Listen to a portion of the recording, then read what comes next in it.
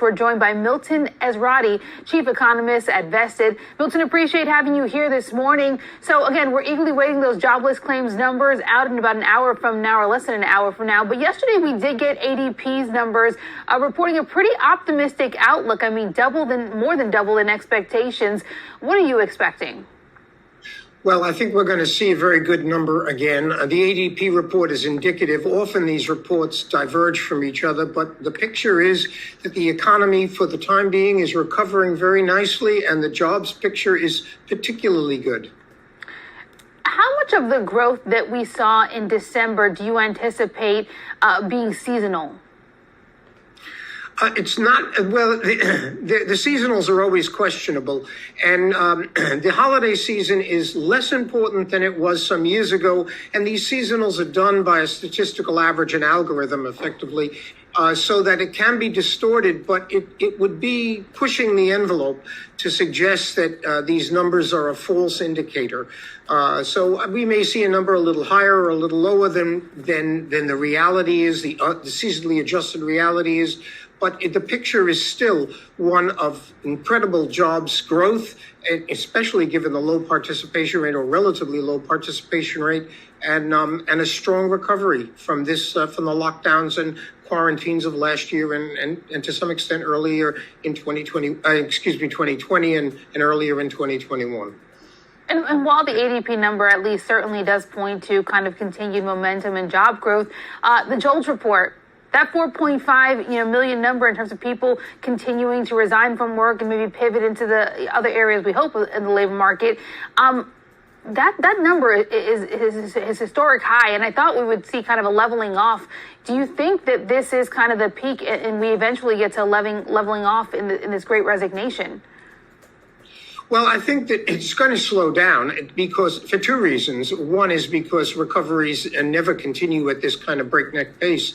But the other thing is that we have had a lot of people who are opting out of the labor market, whether it's a dispute over vaccinations or fear of infection or whatever else is on their minds. And the quit rate, which shows tremendous confidence on the part of workers that they can find new work, indicates that there will be some frictional unemployment. So it's going to slow down, but right now the picture is one of great strength. It's not going to go on indefinitely, but for the time being, one of great strength. How heavily then do we anticipate kind of the gains and momentum made, with December and the job growth that we've seen there, at least again with the ADP numbers, that being impacted then by the Omicron variant and this latest surge?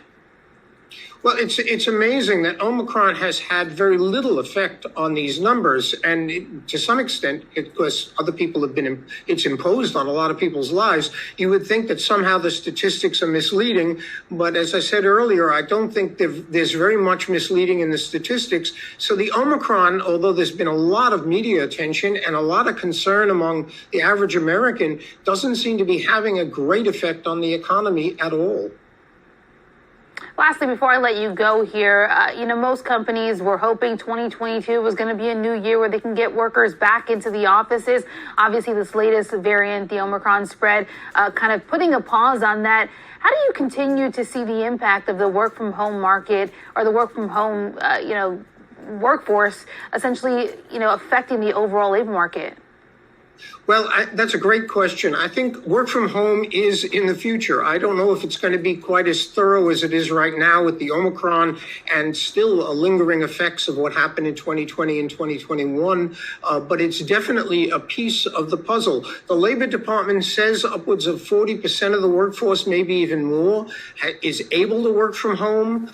A lot of employers, even though there's a lot of talk about coming back, a lot of city mayors are putting a lot of pressure, particularly Eric Adams in New York City, on firms to bring people back and create foot traffic. But a lot of managers are talking about making permanent a lot of work from home and making it an option for a lot of workers. I think it's in the future. Yeah, I think I would agree with you there. Really appreciate your insight. Milton Ezrati, chief economist at Vested.